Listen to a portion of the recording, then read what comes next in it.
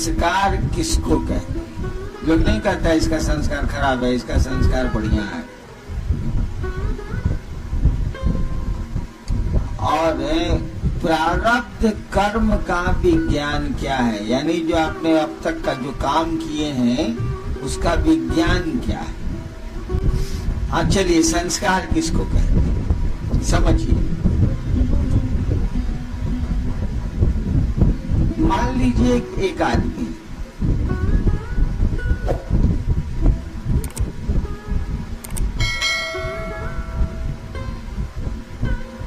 वह आदमी रोज चुन चुन के एक कीड़े को मारता है। उसने तय किया है कि हम रोज वो कीड़ा मारेंगे। मान लीजिए कि 5 कीड़ों की हत्या की सजा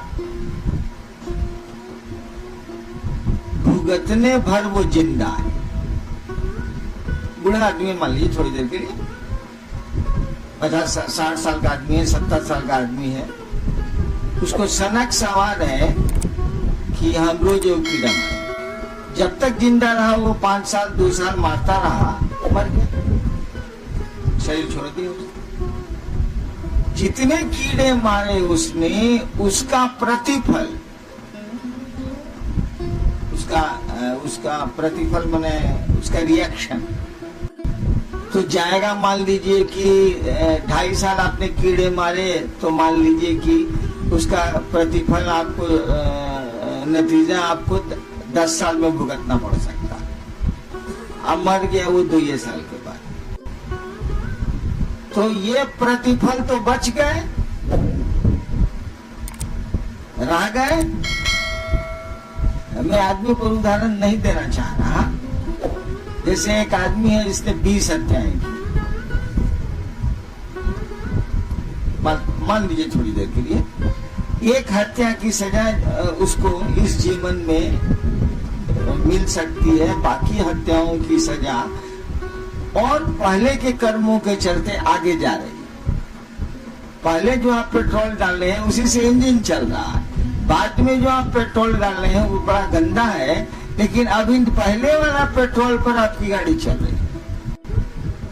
और उसी बीच में शरीर छूट गया तो पुराना पेट्रोल तो रुका हुआ है, फिर शरीर में आइएगा तो पुनः पेट्रोल आवेगा। तब जब आवेगा तो पहले थे डॉन, अब बना देगा कोबी को मंगा कोडिया।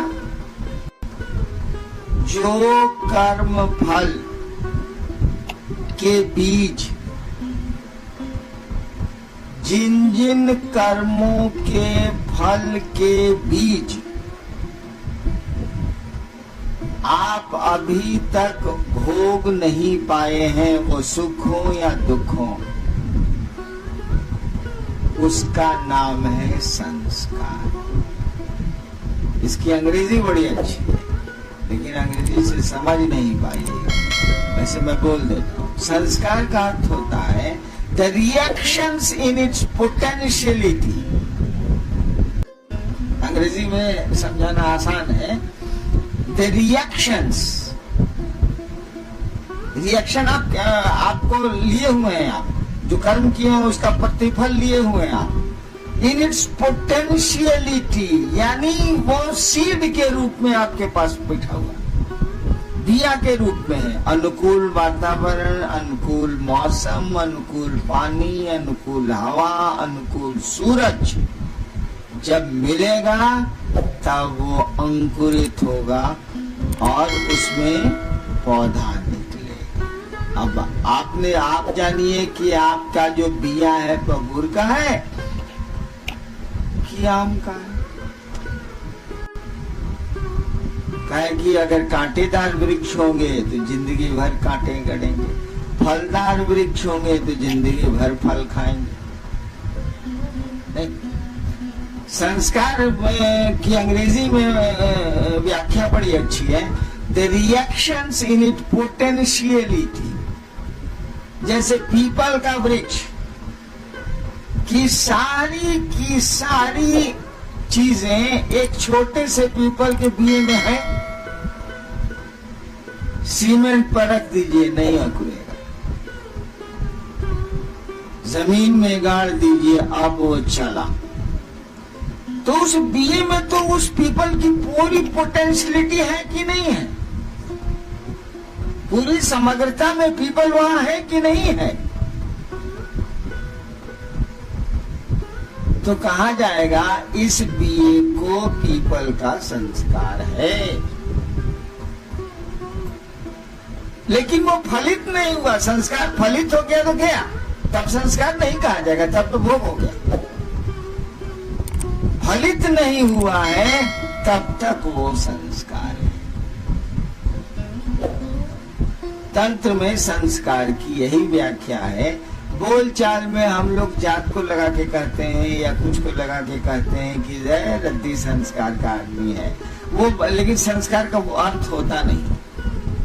संस्कार का अर्थ होता है कि वो कर्म जो आप अभी तक भोग नहीं पाए हैं, कर्मों के फल जो आप भोग नहीं पाए हैं और आपके साथ वो बिया के रूप में, सीड के रूप में, बीज के रूप में अटैच्ड हैं, लगे हुए हैं। वो अनुकूल हवा, अनुकूल मौसम, अनुकूल परिस्थितियां आएंगी, वो अखुले। ठीक। प्रारब्ध कर्म इसको नहीं कहते। संस्कार तो बिया हो गया। प्रारब्ध कर्म का अर्थ हुआ कि आपने कर्म किया है और आप फल लेते चले जा रहे हैं। मैं जिस पेट्रोल से गाड़ी चल रही है, सीड में नहीं है प्रारब्ध कर्म। प्रारब्ध कर्म है जिसे पेट्रोल से आपकी गाड़ी चल रही है, जो उन कर्मों का प्रतिफल है वो सीड में जब रहेगा तो संस्कार कहा जाएगा। जब एक्शन में आ जाएगा वो तो कहा जाएगा इसके प्रारब्ध कर्म अच्छे नहीं, तभी इतना कष्ट पा रहा है। ठीक। अब एक उदाहरण देते हैं, समझिए। भगवान कृष्ण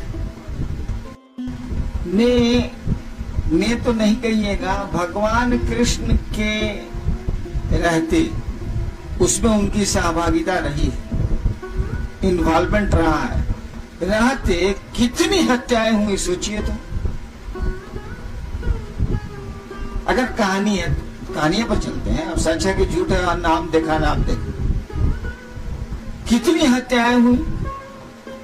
यानी भगवान कृष्ण को तो आने वाले 2-3 हजार जन्मों तक उसको तो पैखाना का पिल्लू बना देगा, बना देगा। काहे कि आपको जैसा कर्म किए हैं उसका फल सीड के रूप में है, तो एक्शन भोगिएगा ना, रिएक्शन भोगिएगा ना। बना देगा? नहीं बनाएगा। क्यों नहीं बनाएगा? इसीलिए कि ये कानून तो धरती का न है, आसमान का नहीं न है। भारत का कानून पाकिस्तान में नहीं न चलेगा भैया, नेपाल का कानून भारत में नहीं न चलेगा। हम स्पष्ट हो रहे। आप भारत के कानून से नेपाल में घुस जाइएगा तो नेपाल में हो सकता है अपराध नहीं हो, यहाँ अपराध हो, यहाँ अपराध नहीं हो, वहाँ अपराध हो, आपको अरेस्ट कर दिया जाएगा, सजा मिल जाएगी। यहाँ का कानून अलग है, उस देश का कानून अलग है। हो सकता है भी, बहुत जगह है आपके कानून से दूसरे देश का कानून अलग है। नहीं तो भगवान श्री कृष्ण की पर्सनैलिटी, उनका व्यक्तित्व ऐसा है कि जो कहानियां हैं, जो मान्यताएं हैं, उसमें कहा गया ये तो भगवान आए थे, ये तो ईश्वर के अवतार थे। विष्णु का अवतार कहा ही जाता है। विष्णु के 10 अवतारों में एक राम है, एक कृष्ण है, एक बुद्ध है, महावीर भी। तो कहा गया ये तो विष्णु के अवतार है, यानी भगवान है। भगवान पर ये नियम नहीं लागू होता, ये धरती का नियम। लेकिन भगवान जैसे धरती पर आएगा, अब नेपाल का, आप हिंदुस्तान के आदमी गए नेपाल, छूट गए, अब हिंदुस्तान आपको क्या करे? अगर नेपाल से संबंध अच्छा नहीं तो हम नहीं देंगे। तब ऐसे बहुत सारे मामले हैं, हमको नहीं बोलना चाहिए। नहीं,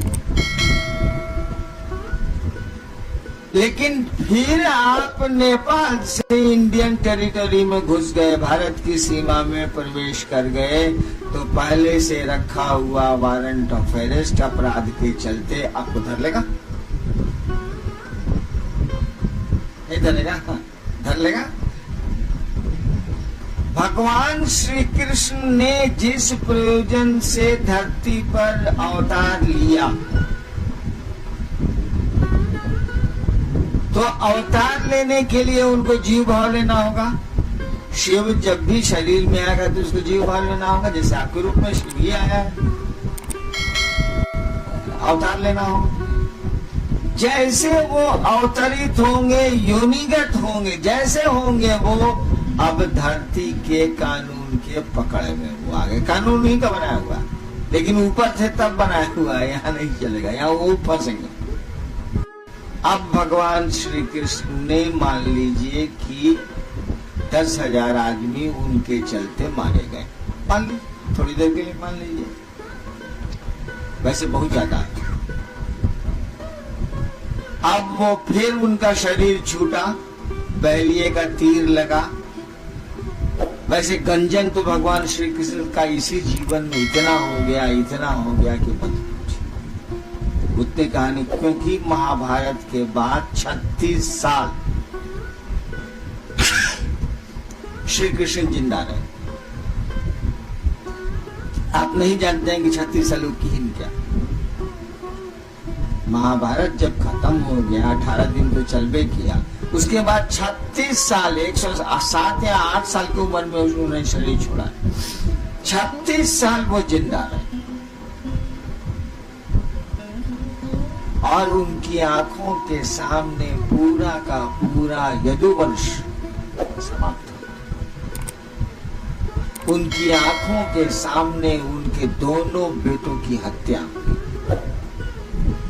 नहीं हुई, उन्हीं के सामने उनके बड़े बेटे को मार के, बैठे हुए हैं पेड़ की जड़ के पास, मार के जूतों से उसके सर को रगड़ा जाने लगा। तब जाके श्री कृष्ण को थोड़ा क्रोध आया। उनके सामने बेटे उनके मारे गए, आपसे में लड़के मरे, कोई दूसरा नहीं मारा। उसके बाद जो खून का मारने जाने से जो खून का छींटा उनके देह पर पड़ रहा था, बैठे हुए थे पेड़ की जड़ के पास, छींटा जो पड़ रहा था उसी को धोने वो वहां गए थे। और धो के जैसे फिर वहीं एक पत्थर पर बैठे ही थे वो कि तीर आके लगा। पारधी आया दौड़ के, कहा कि पहचान लिया, कहा पारधी मैंने बह लिया। पारधी आया दौड़ के, कहा कि भगवान हमसे भूल, हमने समझा एक चिड़िया खूबसूरत सी है, लाल ओठ है उसके, मैंने तीर चलाया। धुंधला था, अभी सुबह नहीं हुई थी पूरी तरह, धुंधला था और जहर वाला तीर था चला। भगवान श्री कृष्ण ने कहा तीर तो चल गया, तीर तो चल गया, आप जो समझ के चलाइए, तीर तो चल गया, वो तो अपना एक्शन करेगा। गोली तो चल गई, आप जो समझ के चलाइए, वो तो अपना परिणाम लाएगी। और फिर वहीं गिरे वो। और ये भी जान लीजिए, श्री कृष्ण की लाश पड़ी है और 3 दिनों तक किसी को पता नहीं चला कि श्री कृष्ण मर गए। अंत में एक आदमी हस्तिनापुर गया, वहां अर्जुन को बोला, अर्जुन आए तब इनकी लाश उठी है। उन्हीं के जीवन में, उन्हीं के शरीर में उनका तो सब गंजन है।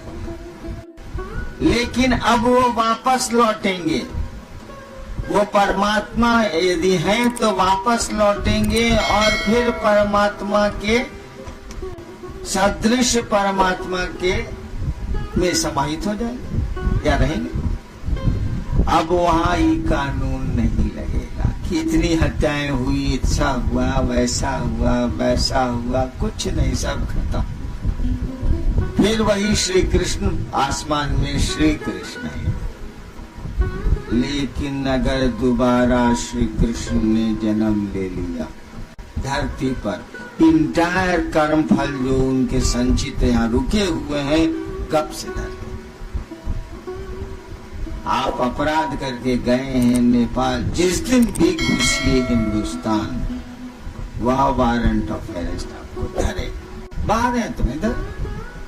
प्रारब्ध कर्मों का यही विज्ञान। और ये जान लीजिएगा, धरती का मानी केवल आदमी नहीं होता, सभी देवता धरती के में आते हैं। कोई देवता धरती की पकड़ से बाहर नहीं, एक्सेप्ट शिव, अपने उनके लोग, कोई धरती के बाहर नहीं। यहाँ तक भी जिसको शिवलोक बोलते हैं, शिवलोक में शिव नहीं है, शिवलोक बोलते हैं, वह भी धरती की पकड़ में, माने वहां भी ये कानून लागू है। कौन कानून?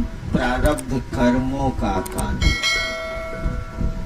कर्म और उसके फल का कानून।